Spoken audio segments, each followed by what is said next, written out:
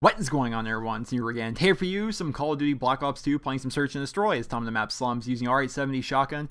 And I call this my Demolitions class. You're going to be seeing why. So essentially, I have fast aim, so I can swap out my secondary and use my equipment faster. I have an RPG on my back, I have C4, and I have a flashbang. The point of this class is to get as close to the enemy as possible and shoot them in the face with a shotgun. Or, in some cases, have them get as close to me as possible. Kind of bait them in a little bit. And shoot them in the face with a shotgun. And if they're a little bit out of range, I like to throw my C4 at them, I like to shoot my RPGs and make them go boom. And the question is, does that make me a bad person? That my goal is to shoot people in the face with a shotgun or make them go boom with various explosives? That's what we're going to be discussing in today's video. Do video games make kids violent?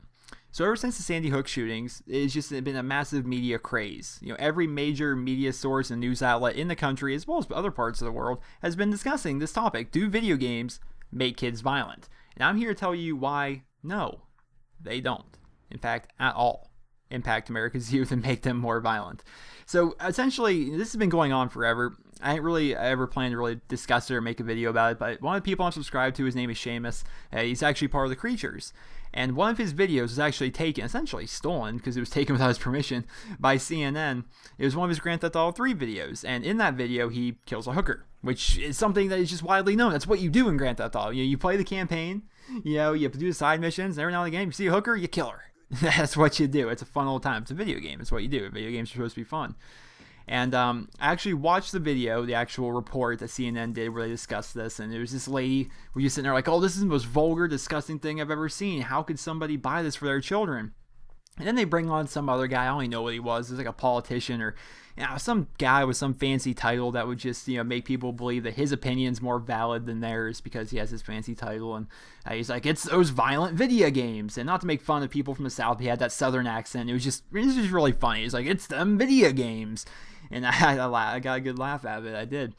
And this is just what people have been talking about. And people are trying to, everyone in the country, well, not everybody, but a lot of people are trying to blame video games for the corruption of America's youth. And when I hear that phrase, the corruption of America's youth, I think back, obviously I wasn't alive back then because I'm only 21, but I think back to when rock and roll was the devil's music. Rock and roll was corrupting America's youth. It was causing bad behavior, and it was causing murders and shootings. And I actually talked to my mom about it. She was born in 1969, and growing up, the cartoons that she watched was, like Bugs Bunny or Wile E. Coyote and the Roadrunner or Daffy Duck or whatever. And she can remember vividly back then. There was a media frenzy and outcry because Wile E. Coyote was getting anvils dropped on him, and he was not dying. He was still alive. He'd get back up, doing the, little, whatever just gag they were doing. And that was corrupting America's youth because it was letting America's youth know that if you have an anvil dropped on your head, you're going to live. And it was just making people think they're going to start dropping anvils on themselves or jumping off of cliffs and living and all this. And it's just like, if you're stupid enough to think that that's real, that's not the media's fault. That's not the cartoon's fault.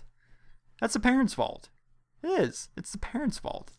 The media is making video games out to be like they're this horrible, horrible abomination of a thing. Honestly, they've gone as far as to say that, hold on, I have the article right here. Let me click on it. I'm going to click here. I'm going to scroll up. Games use assault weapons similar to the Bushmaster AR-15 that the gunman used in the Sandy Hook shooting.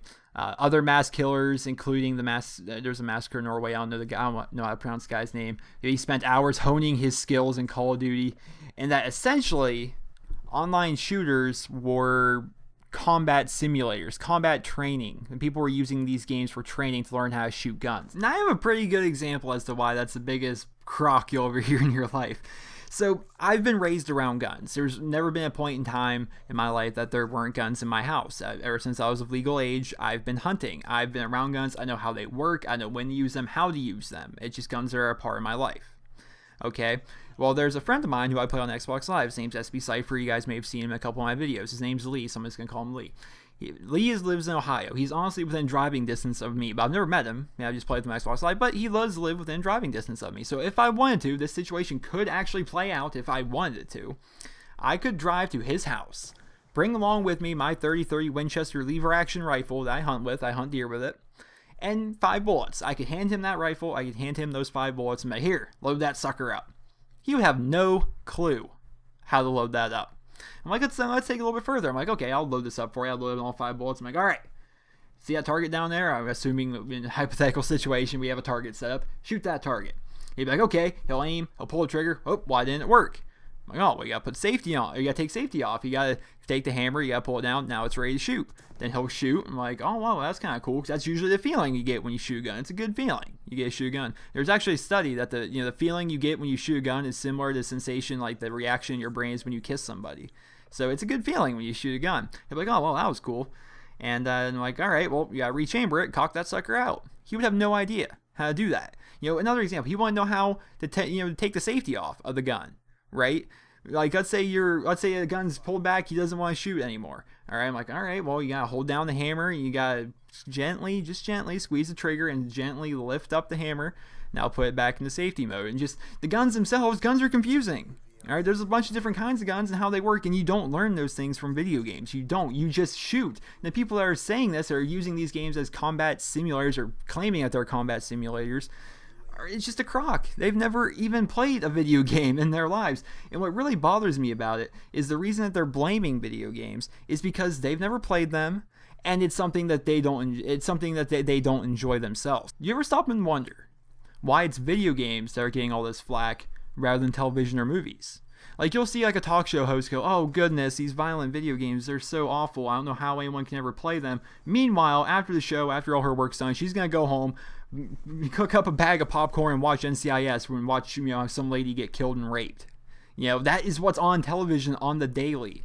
Movies, Saw, Friday the 13th, Halloween, Nightmare on Elm Street, I can't name, Grudge, or what's that one movie that just came out, I can't remember the name of it. Either way, all of these horrible, horrible things that happen in movies and happen on television that anybody can watch are just as bad, if not worse, than video games.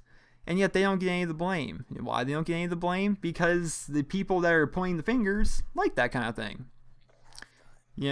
It's kind of similar to kind of the whole smoking versus chewing debate. I don't know if any of you are interested in this or whatever, but somebody who smokes but does not chew tobacco, somebody who smokes cigarettes but doesn't chew tobacco, they'll be like, oh god, chewing is so disgusting. You should just smoke. It's a lot better. It's not as gross. Whereas people who chew are like, no, dude, bad smoking is for you as compared to chewing. There's this debate. It's kind of like this never-ending debate.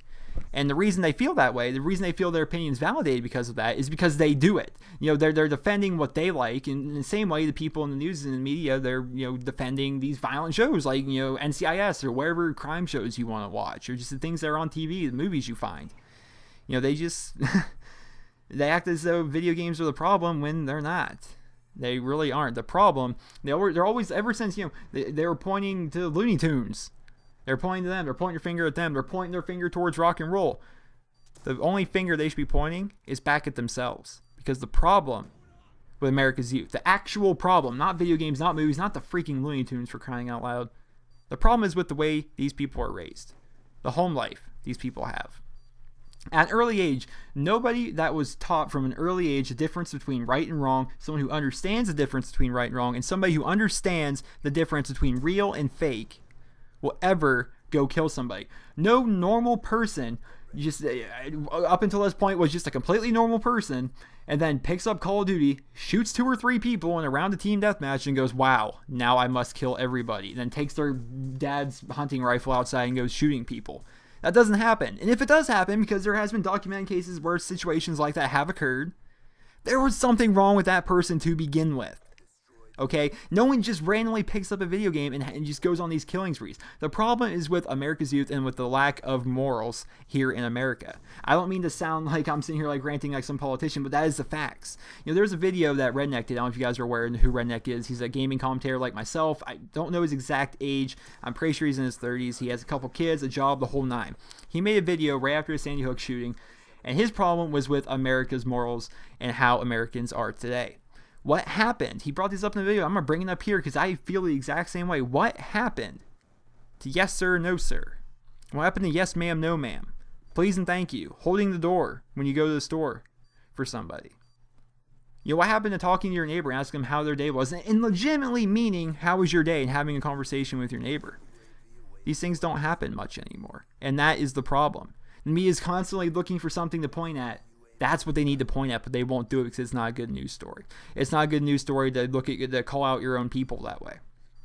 Okay, so they're constantly going to look for something else to point the blame at, and that's the problem. That is the problem. The problem is with the way these people are raised and with America as a whole. Not video games, not movies, not television, not music. God, weren't there murders where somebody blames the reason he killed people because of Marilyn Manson's music? Really? No. If that person knew the difference between right and wrong, real and not real, that wouldn't have happened. And that's because his parents failed. Okay, I've been playing video games every day for, I don't even know, 14, 15 years. I don't kill people. Nobody I know's killed people. You know, it just doesn't happen. But I hope you guys all enjoyed the video. Let me know your thoughts in the comment section below. Who do you think's to blame? Because it's the parents. I mean, there's no other possible answer than that. There's no other valid reason. But let me know your thoughts anyway in the comment section below. Please remember to leave a rating, and have a great day, guys.